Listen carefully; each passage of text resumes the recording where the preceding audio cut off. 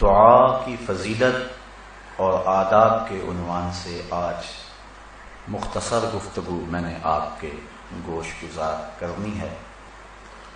دعا لفظوں کے تکرار کا نام نہیں بلکہ بندگی کے اظہار کا نام ہے۔ جو بات بندہ کسی سے نہیں کہہ سکتا وہ بات اپنے رب سے کہتا ہے۔ دنیا کے کسی شخص سے مانگیں، دونوں صورتوں میں انسان کا سر جھک جاتا ہے، وہ انکار کر دے تب بھی اور وہ جھولی بھر دے تب بھی۔ عارف عبد المتین نے کیا خوب کہا تھا، اور جتنے بھی سہارے ہیں سبق کرتے ہیں، عزت نفس بڑھاتا ہے سہارا تیرا۔ ہر آسرا بندے کو کمزور کرتا ہے، اور احسان جتلانے کے کوئی نہ کوئی ڈھب اور طریقے انسان کی طبیعت اور فطرت ڈھونڈ لیتی ہے، لیکن مالک کے در پہ جو دست سوال دراز کرتا ہے، مالک اس کی جھولی رحمت سے بھرتا بھی ہے اور اس پہ خوش بھی ہوتا ہے۔ وہ فرشتوں کو کہتا ہے کہ دیکھو میرا بندہ میری چوکھٹ پہ آیا ہے اور میں اس کی جھولی بھرتا ہوں۔ اوروں سے مانگیں تو ناراض ہوتے ہیں، اللہ سے نہ مانگیں تو ناراض ہوتے ہیں۔ قل ما یعبأ بکم ربی لولا دعاؤکم، اے محبوب فرما دو اے لوگو اگر تم نہیں مانگو گے تو پھر وہ بھی پرواہ نہیں کرے گا، تم مانگتے رہو وہ جولیاں بھرتا رہے گا۔ وَإِذَا سَأَلَكَ عِبَادِي أَنِّي فَإِنِّي قَرِيبٌ، اے محبوب میرے بندے تیرے پاس آ کے جب میرا پتہ پوچھیں تو ان آنے والوں کو کہہ دیجئے، بتلا دیجئے میں دور نہیں قریب ہوں، مل جاؤں گا۔ اجیب دعوت الداع اذا دعان، اور جب کوئی مانگنے والا مجھ سے مانگتا ہے تو میں اس کی جھولیاں بھر دیتا ہوں، اس کو رحمتوں سے، کرم نوازیوں سے، اور جو اس کی طلب اور چاہت ہے اللہ تعالی مالا مال فرما دیتا ہے۔ حضور نبی رحمت صلی اللہ علیہ وآلہ وسلم نے فرمایا ان الدعاء هو العبادہ، بے شک دعا عبادت ہی ہے۔ اور ایک دوسری حدیث کے لفظ ہیں جس کو امام ترمذی نے اپنی سند کے ساتھ بیان کیا ہے، الدعاء مخ العبادہ، دعا عبادت کا مغز ہے، عبادت کی جان ہے۔ ایک اور حدیث کے پرنور الفاظ ہیں، الدعاء مفتاح الرحمہ، دعا رحمت کی چابی ہے۔ الدعاء سلاح المومن، مومن کا اسلحہ ہے۔ وعماد الدین، اور دین کا ستون ہے۔ ونور السماوات والارض، زمینوں کا بھی نور ہے، آسمانوں کا بھی نور ہے۔ حضرت ابو ہریرہ رضی اللہ تعالی عنہ سے روایت مروی ہے، لیس شیء اکرم عند اللہ من الدعاء، اللہ کے نزدیک دعا سے زیادہ عزت والی کوئی چیز نہیں ہے۔ وہ سب سے زیادہ اس بات کو پسند کرتا ہے کہ میرا بندہ میرے حضور دعا کرے۔ اور ایک حدیث کے لفظ ہیں کہ جو شخص خوشحالی کے دنوں میں دعا کرتا ہے اللہ تعالیٰ تنگی کے دنوں میں اسے یاد رکھتا ہے۔ جب خوشحالیاں ہوں، جب اللہ آسودگیاں اور بہاریں عطا فرمائیں، تو جب تنگی کے دن ہوں تو اللہ تعالیٰ جل شانہ اس پر اپنی رحمتوں اور کرم نوازیوں کا نور نازل فرماتا ہے۔ تو دعا مومن کا ہتھیار بھی ہے، رب سے گفتگو بھی ہے، نیاز مندی اور عجز کا طریقہ بھی ہے، رب کو منانے کا سلیقہ بھی ہے، بندے اور معبود کے درمیان راز و نیاز بھی ہے، ایک دکھے ہوئے دل کی اپنے محبوب کے سامنے فریاد بھی ہے۔ اور جو بات بندہ کسی کے سامنے بھی نہیں کرتا کہ لوگ مذاق اڑائیں گے، وہ بغیر کسی تردد کے اپنے رب کے سامنے پیش کر دیتا ہے۔ اگر کسی سے مانگنا ہو تو وقت مناسب ڈھونڈنا پڑتا ہے کہ اس وقت تو فلاں کے سونے کا وقت ہے، لیکن رب کے حضور جب بھی حاضر ہو اس کا در کھلا ہوا پاؤ گے۔ دن کو آؤ یا رات کو، گرمی میں آؤ یا سردی میں، موسم کوئی بھی ہو، رت اور زمانہ کوئی بھی ہو، پھر جس لہجے جس زبان میں تم مانگنا چاہو تمہارا رب تمہیں دے گا۔ یہ لازمی نہیں ہے کہ سادی کا انداز ہو یا جامی کی شوخی ہو، تو پھر ہی دعا قبول ہوتی ہے، یا اقبال کی ادائے کلندرانہ ہو تو پھر ہی دعا ہوتی ہے۔ وہ تو گونگوں کی صدائیں بھی سنتا ہے۔ یوں ہی ہاتھ پھیلا دو، نظم میں بولو، نثر میں بولو، عربی میں بولو، ہندی میں بولو، تمہارے پاس تو زبان کا لہجہ نہیں ہے، تمہارے پاس لبید کا لہجہ نہیں ہے، تمہارے لفظ ٹوٹے پھوٹے ہیں، تم ہاتھ پھیلا دو، وہ ٹوٹے ہوئے لفظوں کی بھی لاج رکھے گا۔ وہ تو دل کی دھڑکنوں کی صدا بھی سنتا ہے۔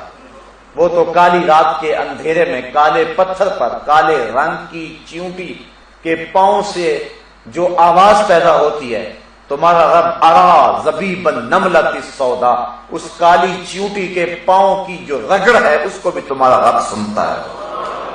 تو اس لیے جب بھی بولو سرگوشی میں بولو، پکار کے بولو، اپنے لیے مانگو، اوروں کے لیے مانگو، مانگ لیا پھر مانگو، بار بار مانگو، 100 بار مانگو، جس لہجے جس انداز میں مانگو، تمہارا رب تمہاری جھولیاں بھرنے والا ہے۔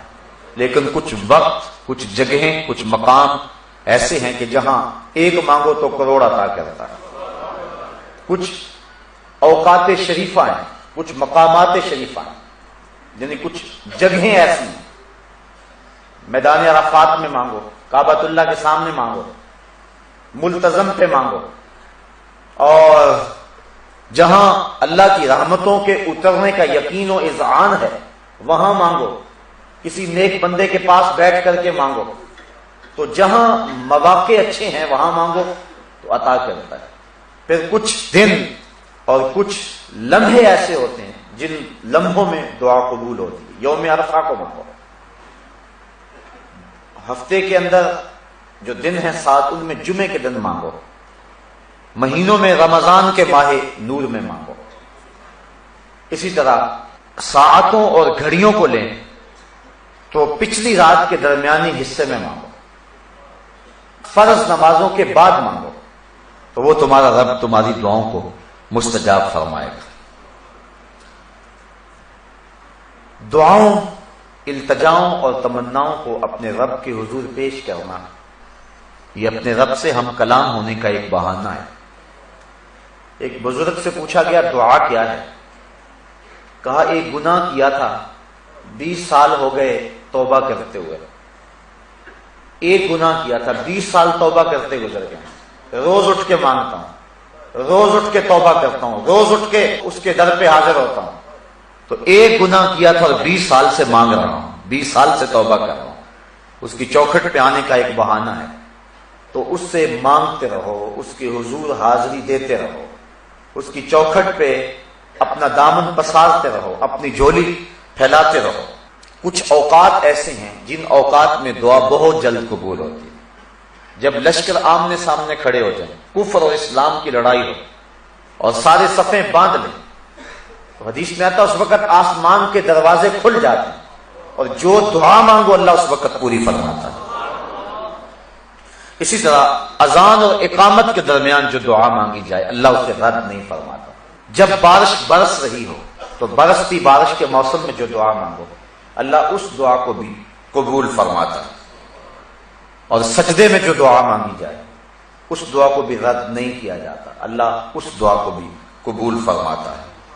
دعا مانگنے کا ادب یہ ہے کہ قبلہ کی طرف منہ کر کے کھڑے ہو جائیں یا بیٹھ جائیں، اور اپنے دونوں ہاتھ یا اپنے سینے کے برابر اور یا اپنے کندھوں کے برابر پھیلا لیں۔ سیدھے ہاتھوں سے مانگے، الٹے ہاتھوں سے نہ مانگے۔ حضور علیہ السلام جب ہاتھ پھیلاتے تھے صحابہ فرماتے ہیں حضور کی بغلوں کی سفیدی نظر آنے لگتی تھی۔ تو اپنے ہاتھ پھیلا لیں اللہ کے حضور، یہ مانگنے کا ادب ہے اور مانگنے کا طریقہ ہے۔ آسمان کی طرف نظر نہ اٹھائیں بلکہ اپنے ہاتھوں کی طرف نظر رکھیں اور اللہ سے مانگیں۔ دعا مانگنے کا ایک ادب یہ ہے کہ دعا میں سجا نہ ہو، یعنی تکلف کر کے جوڑ اور ردیف اور قافیہ ملانے کی کوشش نہ کریں۔ اگر کسی کی گفتگو مکفّہ مسجع ہوتی ہے اور وہ تکلف کے بغیر جو ہی جب بولتا ہے تو اس کی گفتگو ایسی خوبصورت ہوتی ہے تو وہ تکلف سے باہر ہوگی، ورنہ لفظ جوڑ جوڑ کے اور تکلف کے ساتھ لفظوں کی کتاریں لگانا تو توجہ بٹ جائے گی، بلکہ اللہ سے ٹوٹے ٹوٹے لفظوں میں مانگو۔ وہاں اپنی عبادت نہ دکھاؤ، وہاں لفظوں کے جادو نہ جگاؤ، وہاں ٹوٹے پھوٹے لفظ سے مانگو. اللہ اکبر. اور دعا مانگنے کا ایک ادب یہ ہے، تضرع اور خشوع کے ساتھ مانگو، زاری کے ساتھ مانگو. ادعوا ربکم تضرعا وخفیا، اپنے رب کو خفیہ انداز میں اور زاری کرتے ہوئے پکارو، کیونکہ آنکھوں سے بہتے ہوئے آنسوؤں کی وہ لاج رکھتا ہے، اور گناہگار کی آنکھ کا پانی اللہ کے غصے کی آگ کو ٹھنڈا کر دیتا. ایک بزرگ تھے اور وہ بہت دریا دل تھے، ان کے پاس جو بھی آتا اس کو عطا کرتے. نوبت ایسی بھی آئی کہ انہوں نے قرضے اٹھا اٹھا کے لوگوں کو مالا مال کیا. وقت آخر آنا تھا، تقاضا کرنے والے آ پہنچے. اب انہیں یہ فکر تھی کہ میں اپنے مہمانوں کی خدمت کیا کروں، کیونکہ جو اللہ والے ہوتے ہیں انہیں اس چیز کا لحاظ اور خیال ہوتا ہے. حضرت غوث اعظم شیخ عبد القادر جیلانی علیہ رحمہ فرماتے ہیں، آدھی فقیری بھوکوں کو کھانا کھلانا اور ننگوں کو کپڑے پہنانا. حضرت بابا بلے شاہ فرماتے ہیں، اٹ کھڑکے دکڑ بجے تتا ہوئے چلہ، آن فقیر کھا کھا جاون راضی ہوئے بلا. یہ فقیر کا مزاج ہوتا ہے، وہ کھلا کے خوش ہوتا ہے. اس کا گھر بھی لٹ جائے اس کو اس کی پرواہ نہیں ہوتی، وہ غنی ہوتا ہے، اور غنا کا تعلق دل سے ہے. شیخ سعدی فرماتے ہیں، سخاوت بدل است نہ بمال، بزرگی بعقل است نہ بسال. بزرگی عقل سے ہوتی ہے، سالوں سے نہیں ہوتی، اور جو غنا ہے وہ دل سے ہوتی ہے، مال سے نہیں ہوتی. انہیں یہ فکر لاحق تھی کہ یہ میرے مہمان آئے بیٹھے ہیں، ان کی خدمت کریں گے. ایک بچہ حلوہ بیچتا تھالی میں رکھ کے گزرا اور آواز لگائی. بابا جی نے کہا کہ یہ میرے مہمانوں کو کھلا دو، میں تمہیں پیسے دے دیتا ہوں. اس نے شکر کیا کہ میں نے شام تک بیچنا تھا، ایک لمحے میں میرا کام بن گیا، سارا مہمانوں کو کھلا دیا. کہا بابا جی پیسے، کہا بیٹھ گئے. بچہ بیٹھ گیا. 2 4 10 لمحے گزرے. اس نے پھر کہا بابا جی پیسے. کہا ان سب نے پیسے لینے ہیں، جب انہیں دوں گا تمہیں بھی دے دوں گا. بچے نے جب یہ سنا تو اٹھ کے رونا شروع کر دیا. اس نے کہا کہ بابا جی میری ماں میرے انتظار میں بیٹھی ہوئی ہے، اور میں یتیم بچہ ہوں، میرے گھر کا چولہا صرف اسی پہ جلتا ہے، اور تم میرے پیسے روک کے بیٹھ گئے ہو. بچے نے زاروں کے تار رونا شروع کر دیا. بچہ رویا، اللہ کی رحمت کو جوش آیا. اور کوئی شخص اشرفیوں کی تھیلی لے کر بابا جی کی خدمت میں نظر پیش کرنے آیا. انہوں نے جتنا بھی تقاضے کرنے آئے تھے سب کا قرض چکا دیا، بچے کا بھی قرض چکا دیا. جو قرض خواہ تھے انہوں نے کہا بابا جی ہم اتنی دیر کے بیٹھے ہیں اور کوئی نذرانہ نہیں آیا تھا، اور یہ ابھی آیا ہے اور کام بن گیا. فرمایا تمہارے اندر اتنی دیر سے کوئی رونے والا نہیں تھا، ایک رونے والا آیا تو باقیوں کا بھی کام بن گیا.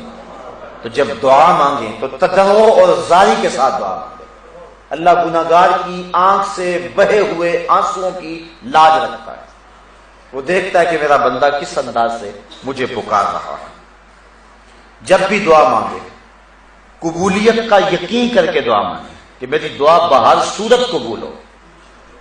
اس یقین اور اس تیقن کے ساتھ دعا مانگے تو دعا قبول ہی ہوتی ہے.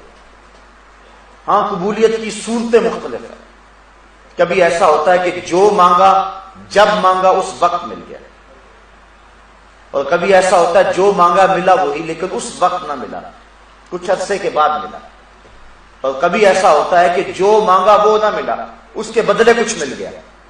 اور کبھی ایسا ہوتا ہے جو مانگا وہ بھی نہ ملا، اس کے بدلے بھی کچھ نہ ملا، کوئی آنے والی مصیبت کا رخ موڑ دیا گیا، دعا رائے گا نہیں گئی. اور کبھی ایسا ہوا جو مانگا نہ وہ ملا، نہ اس کے بدلے میں ملا، نہ کسی مصیبت کا رخ موڑا گیا، بلکہ اس دعا کو ذخیرہ بنا لیا گیا، اور اس کا صلہ اللہ کل قیامت کے دن عطا فرمائے گا. اور اس دن جب دعاؤں کا ذخیرہ جو موجود ہوگا، جب ملے گا بندے کو تو آرزو کرے گا کاش کہ میری کوئی دعا بھی قبول نہ ہوئی ہوتی، آج اس کا صلہ مجھ کو مل جاتا. تو دعا قبول بہر صورت ہوتی ہے، لیکن اس کی قبولیت کی صورتیں ہیں. اللہ تعالیٰ حکیم ہے، وہ جانتا ہے اس کو کب دینا ہے، کیا دینا ہے. اس کی مانگ اور ڈیمانڈ اور چاہت پہ نہیں، بلکہ اللہ اپنی حکمت بالغہ کے تحت جانتا ہے. باپ گھر آیا، فروٹ کی ٹوکری لے آیا، بچوں کے لیے لے کر کے آیا، لیکن ایک دم نہیں دے دیتا. اسے پتا ہے کب کس وقت دینا ہے، وہ اپنی بیوی کے سپرد کرتا ہے، اور وہ بچوں کی ضرورت کے تحت اور جو ان کا ٹائم ٹیبل ہے اس کے مطابق دیتی ہے. لایا سب کچھ بچوں کے لیے، اللہ فرماتا ہے والذی خلق لکم ما فی الارض جمیعا، مجھے تو کسی چیز کی ضرورت نہیں، میں سب کچھ تمہارے لیے پیدا کیا۔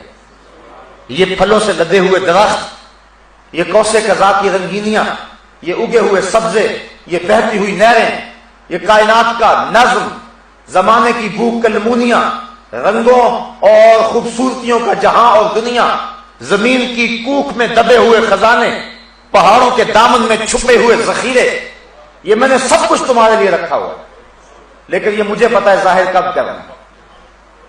ہمارے پاکستان میں کیا کچھ موجود نہیں ہے، لیکن ابھی ظاہر کر دیا جائے تو جانے کیا قیامت آ جائے، اللہ کو پتا کب میں نے دینا ہے اس کو۔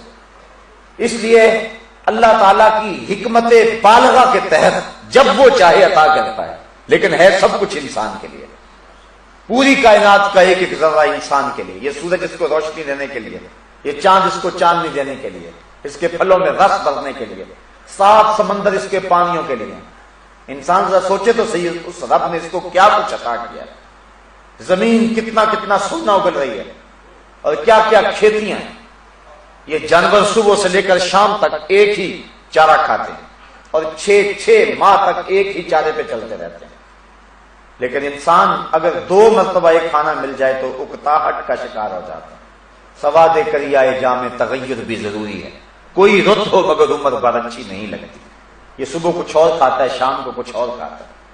اقسام انواع کی سبزیاں ہیں، لحمیات ہیں، شحمیات ہیں، اس کے لیے جو ہے وہ طرح طرح کے پینے کی چیزیں ہیں، کہیں اس کے لیے سبزی، کہیں اس کے لیے پانی، کہیں اس کے لیے چھتے کے اندر مکھیاں شہد جمع کر رہی ہیں، کہاں کہاں سے پھل چوستی ہیں، رس چوستی ہیں، اور اس حضرت انسان کے لیے جمع کر رہی ہیں۔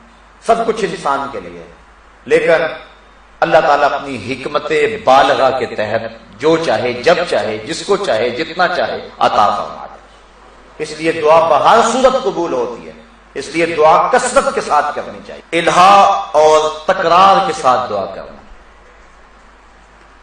ایک بات کو 3 مرتبہ کہنا، کم از کم حضور کا یہ طریقہ تھا، جب بھی اللہ سے مانگتے تو 3 مرتبہ سوال کرتے۔ اس کو بھی ایک مثال سے سمجھانا چاہوں گا کہ جب بار بار کسی چیز کو مانگے تو رویہ کچھ اور ہو جاتا۔ بیٹا گیا سکول، تڑپتی گرمی، جلستا موسم، لمبی مسافت، واپس پلٹا تو باپ سے آ کے کہا کہ مجھے بائی سائیکل لے دو۔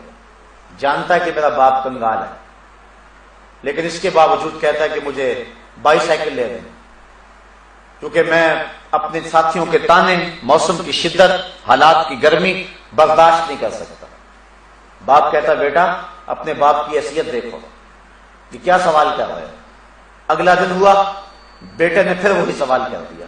باپ آج تھوڑا سا تلخ ہو گیا، کہنے لگا کل بھی کہا تھا، اگر میرے پاس استطاعت ہوتی تو کس باپ کا جی نہیں چاہتا، بار بار وہی بات کہہ رہے ہو۔ بیٹا چپ ہو گیا۔ تیسرے دن پھر آ کے باپ کو کہا تو باپ آج زیادہ تلخ ہو، کہنے لگا کسی کا گھر لوٹوں، ڈاکہ ماروں، کسی کی دیوار پلانگوں، کیا بات کر رہے ہو؟ تو بیٹے نے کہا ابا جی آپ تلخ ہو رہے ہیں، آپ گرم ہو رہے ہیں، لیکن مجھے بتاؤ میں بھی آپ کے علاوہ کس سے مانگوں؟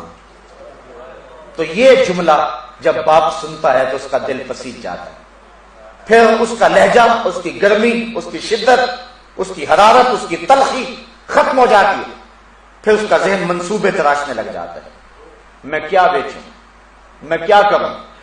شہر میں آ کر پڑھنے والوں بھول گئے ہو کس کی ماں زیور بیچا ہے۔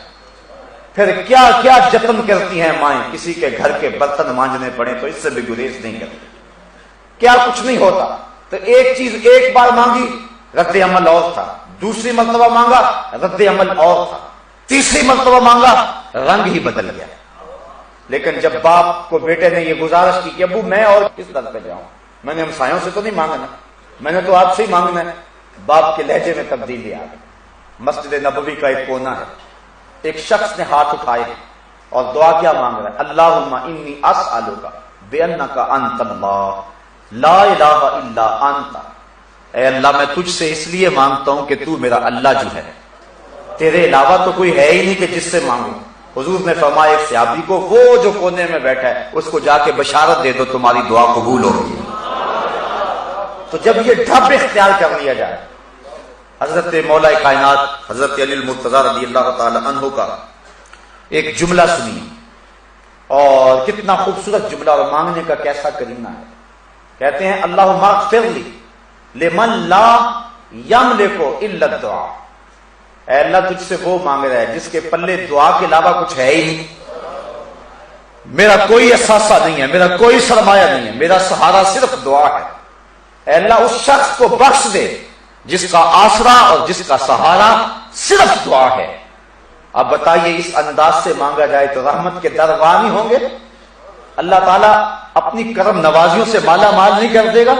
وہ تو اتنا کریم ہے۔ حدیث سنیے، ان ربکم حیی کریم یستحیی من عبدہ اذا رفع یدیہ ان یردہما صفرا، تمہارا رب حیا کرنے والا، کرم کرنے والا ہے۔ جب بندے اس کے سامنے ہاتھ پھیلا کے دعا کرتے ہیں، اللہ فرماتا ہے مجھے شرم آتی ہے ان کے اٹھے ہوئے ہاتھوں کو خالی کیسے موڑ دوں۔ جب انہوں نے مجھ سے ہی مانگا ہے، میں نے بھی نہ دیا تو کون دے گا؟ تو جب کوئی یہ دعا کرتا ہے کہ مالک تو میرا رب ہے، اللہ اکبر، اللہم انت ربی وانا عبدک، اے میرے مالک تو میرا رب اور میں تیرا بندہ، جب یہ کوئی انداز اختیار کر لیتا ہے تو پھر اللہ تعالیٰ اس کی جھولیاں بھر دیتا ہے۔ وہ تو اتنا کریم ہے، اس کو پکار کے تو دیکھو، بت کے آگے ہاتھ جوڑ کے زلیخا کہتی ہے یا صنم، یا صنم، او میرے بت مجھے یوسف ملا دے۔ رو رو کے بوڑھی ہو گئی، بالوں میں چاندی اتر گئی اور آنکھوں کی روشنی ختم ہو گئی، چہرے پہ جھریاں پڑ گئی، جمال رخصت ہو گیا، حسن جاتا رہا، آواز بیٹھ گئی، بڑھاپے کے آثار ظاہر ہو گئے۔ روز صبح اٹھتی ہے شام تک، شام کو صبح تک بت کے آگے ہاتھ جوڑ کے کہتے یا صنمی، یا صنمی، یا صنمی، اے میرے بت، اے میرے بت میرا یوسف ملا دے مجھ کو۔ لیکن وہ پتھر کا بنا ہوا مادو اور بت کیا اس کو جواب دیتا۔ ایک دن پچھلی رات کا پہر ہے، بت کے آگے ہاتھ جوڑے کھڑی ہے، یا صنمی کا وظیفہ پڑھ رہی ہے، نیند کا جھٹکا آیا، زبان بل کھا گئی، کہا یا سامدی، یا سامدی، اے بے نیاز، اے بے نیاز۔ کہا جبریل جلدی جا، جبریل جلدی پہنچ، یوسف کے گھوڑے کا رخ موڑ دے، ملا دے اسے بچھڑی ہوئی کو یوسف ملا دے۔ عرض کی مالک یہ تجھے تو نہیں پکار رہے، یہ تو بت کو پکار رہے، ہاتھ اس کے سامنے جوڑے ہوئے ہیں۔ فرمایا جبریل اتنا عرصہ ہو گیا بت کو پکارتے ہوئے، بت نے سے یوسف نہیں ملایا، اور آج جیسے بھی ہے اس نے میرا نام تو لیا ہے، اگر آج بھی یوسف نہ ملا پھر صنم اور صمد میں فرق کیا رہا؟ اس لیے یوسف کے گھوڑے کا رخ موڑ دے اور اس کو ملا دے یوسف۔ اس سے مانگ کر کے تو دیکھو، وہ اتنا کریم ہے، وہ کہتا ہے مجھ سے مانگو، مجھ سے مانگو، الہا و تکرار کے ساتھ مانگو، زاری کر کے مانگو، قبولیت کے یقین سے مانگو، تضرع اور خشوع سے مانگو، تکلف نہ کرو، تم لفظ جوڑنے کی کوشش نہ کرو، وہ تمہارے دلوں کی دھڑکنوں کو جانتا ہے، اداکاری کرنے کی کوشش نہ کرو، وہ تمہارے دل کی دھڑکن اور تمہارے اندر کی کیفیت کو جانتا ہے۔ زاری کرو اور اپنے عجز کو پیش کرو، ما سوی اللہ سے منقطع ہو جاؤ، کسی غیر کی طرف نظر بھی اٹھا کر کے نہ دیکھو، کہا مالک تو ہی ہے، بس تیرے علاوہ کوئی چارہ نہیں ہے۔ پھر دیکھنا رحمت کے دروازے کیسے کھلتے ہیں، کیسے کرم نوازیاں ہوتی ہیں۔ دعا کا ادب یہ ہے کہ آغاز اس کا الحمدللہ سے کیا جائے، اللہ کی حمد سے، اور پھر حضور پر درود پڑھا جائے۔ پھر اس کے بعد جب بھی دعا مانگے سب سے پہلے اپنے لیے مانگے، اپنی ذات سے آغاز کریں، پھر اوروں کے لیے مانگے۔ اوروں کے لیے جو دعا مانگی جاتی ہے وہ بہت جلد قبول ہوتی ہے۔ فرمایا پاک منہوں سے دعا مانگو۔ عرض کی حضور پاک منہ کیسے ہوں گے؟ فرمایا ایک دوسرے کے حق میں پاک، تو ایک دوسرے کے حق میں مانگو، اللہ قبول فرمائے گا۔ دعا کا باطنی ادب یہ ہے کہ خلوص کے ساتھ دعا مانگی جائے اور سچی توبہ کر کے دعا مانگی جائے۔ جب توبہ سچی ہو تو پھر دعا کی قبولیت میں دیر نہیں لگتی۔ امام غزالی نے لکھا ہے کہ بنی اسرائیل میں بارش ہو ہی نہیں رہی تھی، حضرت موسیٰ علیہ السلام اپنی قوم کو لے کر کے 3 دن تک میدان میں جاتے رہے، اللہ سے دعا مانگتے رہے۔ تیسرے دن حکم ہوا کہ جو قوم تم لے کر کے آتے ہو اس میں ایک چغل خور ہے، جب تک وہ نکلے گا نہیں باہر یا توبہ نہیں کرے گا بارش نہیں ہوگی۔ عرض کی مالک مجھے بتا کہ وہ چغل خور کون ہے تاکہ میں اسے نکال دوں۔ کہا موسیٰ خود ہی تو میں چغلی کی مذمت کر رہا ہوں، خود چغلی کروں؟ میں نہیں بتاؤں۔ تو حضرت موسیٰ علیہ السلام نے کہا میاں ایک شخص کی وجہ سے بارش رکی ہوئی ہے، وہ نکل جائے۔ اس نے دل ہی دل میں سوچا اگر میں نکلا تو سوا ہو جاؤں گا اتنے لوگوں کے سامنے۔ دل ہی دل میں توبہ کی، مالک میری وجہ سے اتنے لوگ پریشان ہیں، میں سچی توبہ کرتا ہوں۔ ادھر توبہ ہوئی، ادھر چھم چھم بارش برسنے لگی۔ تو جب توبہ سچی ہو تو پھر دعا قبول ہوتی ہے۔ دعا کی قبولیت کی ایک شرط یہ ہے کہ رزق پاک ہو۔ اگر رزق پاک نہ ہو تو دعا قبول نہیں ہوتی۔ اور جو نیک لوگ دعا کرتے ہیں عامت المسلمین کے لیے، اس دعا سے بھی اس شخص کا حصہ نکال دیا جاتا ہے۔ حضور نے ایک شخص کا تذکرہ کیا کہ جو طویل سفر کر کے کعبۃ اللہ کے سامنے کھڑا، یمدو یدیہ، ہاتھ لمبے لمبے کر کے دعا مانگتا ہے۔ وَمَطْعَمُهُ حَرَامٌ وَمَلْبَسُهُ حَرَامٌ وَمَشْرَبُهُ حَرَامٌ وَغُذِيَ بِالْحَرَامِ أَنَّى يُسْتَجَابُ لِذَلِكَ۔ حضور فرمایا اس نے جو کھایا ہے وہ حرام کا ہے، جو پیا ہے وہ حرام کا ہے، جو غذا دی گئی وہ حرام کی، جو لباس پہنا ہوا اس کا تانا بانا حرام کا ہے۔ فرمایا مجھے بتاؤ اس کی دعا کیسے قبول ہو؟ تو جب رزق پاک ہوگا تو پھر دعا قبول ہوگی، اور جب رزق پاک نہیں ہوگا تو پھر دعاؤں کی قبولیت رک جایا کرتی ہے۔ تو یہ دعا کے ظاہری اور باطنی آداب ہیں جن کی رعایت کر کے ہم دعا مانگیں تو اللہ تعالیٰ جل شانہ اپنی کرم نوازیوں کا نور ہم سب کے اوپر نازل فرمائے گا۔ دعا اپنے رب سے سرگوشی کرنے کو کہتے ہیں۔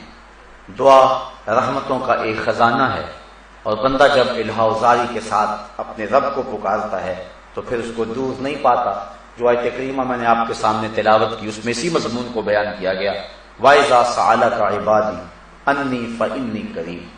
اے حبیب میرے بندے جب تیرے پاس آ کے میرا پوچھتے ہیں ان آنے والوں کو بتا دے کہ میں دور نہیں قریب ہی ہوں۔ اور پھر فرمایا کہ جب کوئی دعا مانگنے والا دعا مانگتا ہے تو میں اس کی دعا کو قبول کرتا ہوں۔ آج اللہ کی توفیق سے، اس کی کرم نوازیوں سے یہ جو فہم دین کورس شروع ہوا تھا حسب سابق اس سال بھی آج اپنے نقطہ اختتام کی طرف پہنچ رہا ہے، اور آج اختتامی دعا کر کے آپ سے اجازت چاہوں گا۔ میں آج آپ سب لوگوں کے لیے بصمیم قلب دعا کرنی ہے، اپنے لیے، آپ کے لیے، اور آپ نے اپنے لیے بھی اور میرے لیے بھی دعا کرنی ہے۔ یہ بہت سارے لوگوں نے مجھے دعا کا کہا، اس کے علاوہ فون کے ذریعے اور مختلف ذرائع سے مجھے دعا کے لیے بہت سارے لوگوں نے کہا، اور یہ ہر شخص کی ضرورت اور حاجت ہے۔ ہم کلہم محتاج اللہ ہیں، اس لیے جب بھی کہیں کوئی دعا کے لیے ہاتھ اٹھانے لگے تو ہر شخص کی آرزو ہوتی ہے کہ میرے لیے دعا ہو جائے۔ بہت سارے لوگوں کی آرزو یہ ہوتی ہے کہ میرا نام لے کر کے دعا ہو۔ نام لیں یا نہ لیں اللہ سب کی سنتا ہے، لیکن بہرحال یہ آرزو یہ قبولیت کی خواہش میں ہوتی ہے، اسی آرزو میں ہوتی ہے۔ میں ان لوگوں کے لیے بھی دعا گو ہوں جنہوں نے مجھے کہا، پرچیاں دی، جنہوں نے جو ہے وہ پیغام پہنچایا، اور ان لوگوں کے لیے بھی دعا گو ہوں کہ جو مجھے پیغام تو نہیں دے سکا لیکن اب ان کی آنکھیں مجھے پیغام دے رہی ہیں، ان کے دھڑکتے ہوئے دل اپنے لیے دعاؤں کی تمنا کر رہے ہیں۔ جس طرح آپ کے دل دھڑک رہے ہیں، یقیناً میرا دل بھی دھڑک رہا ہے، اور میں آپ کی آمین کے ساتھ اور آپ کی دعا کے ساتھ اللہ کی رحمتوں اور کرم نوازیوں کے نور کو اپنے لیے چاہتا ہوں۔ میں آپ کے لیے دعا گو رہوں گا، آپ میرے لیے دعا گو رہیں گے۔ میں سب سے پہلے اللہ کی بارگاہ میں توبہ کرنی ہے، آپ میرے لیے دعا کریں اللہ میری توبہ قبول فرمائے کہ میں نے ان 10 دنوں کے اندر یا اس سے قبل جتنی بھی زندگی گزاری ہے شعوراً یہ کوشش کی ہے کہ کوئی جملہ ایسا زبان پر نہ آئے جو شریعت اور دین کی روح کے منافی ہو، لیکن اس کے باوجود انسان جو ہے وہ غلطیوں سے مبرہ نہیں ہو سکتا۔ امام شافعی نے ایک کتاب لکھی اور پھر اس کو 70 مرتبہ پڑھوایا، ہر بار کسی نئی غلطی پر متنبہ ہوئے، تو 70ویں دفعہ آپ نے اپنے شاگردوں کو کہا داہو، چھوڑ دو اسے چھوڑ دو۔ شافعی کی کتاب یہ حق نہیں رکھتی کہ اس میں کوئی غلطی نہ ہو، یہ حق صرف اللہ کی کتاب قرآن کو ہی حاصل ہے۔ اس لیے ہم جتنا مرضی محتاط بولیں، امکان غلطی کا بہت صورت موجود ہے۔ تو مجھے اگر کسی چیز کا علم ہو تو مجھے کوئی جھجک نہیں ہے کہ اس کا تذکرہ کر کے میں اللہ سے معافی مانگوں، اور چونکہ جو گناہ اعلانیہ اس کی اعلانیہ معافی مانگے، جو مخفی اس کی مخفی معافی مانگے۔ اس لیے مجھے آپ کے سامنے کوئی جھجک نہیں ہے۔ میرے نزدیک اللہ کی رضا سب سے مقدم ہے اور یہ مومن کے لیے ہونی چاہیے، لیکن اس کے باوجود سہواً اگر مجھ سے یا قصداً کوئی ایسی بات زبان سے نکل گئی جو شریعت کے مزاج کے مطابق نہیں تھی، تو میں اس بڑی بزم میں اپنے رب سے توبہ کرتا ہوں۔ اللہ تعالیٰ میری توبہ قبول فرمائے اور مجھے آئندہ بھی حق بات کہنے کی توفیق نصیب فرمائے۔ اب دعا کے جو آداب میں نے آپ کے سامنے رکھے ہیں کہ اس کو اپنے ہاتھ یا تو کندھوں کے برابر یا پھر اپنے چہرے کے برابر، اور نظر ہاتھوں پہ رہے، آسمان کی طرف بار بار نظر اٹھانا یہ دعا میں مکروہ ہے، اور پورے یقین اور تیقن کے ساتھ آپ دعا مانگیں۔ اللہ تعالیٰ جل شانہ کی بارگاہ میں بصمیم قلب دعا ہے کہ وہ ہماری دعاؤں کو قبول فرمائے۔ میں آپ سب کے لیے دعا گو ہوں، آپ میرے لیے دعا گو ہیں۔ پہلے چند لمحوں کے لیے استغفر اللہ ربی من کل ذنب واتوب الیہ، اس کا معنی ہے کہ اللہ میں اپنے ہر جرم اور گناہ سے جو دانستہ اور جان بوجھ کر جیسے بھی کیے اس سے معافی چاہتا ہوں۔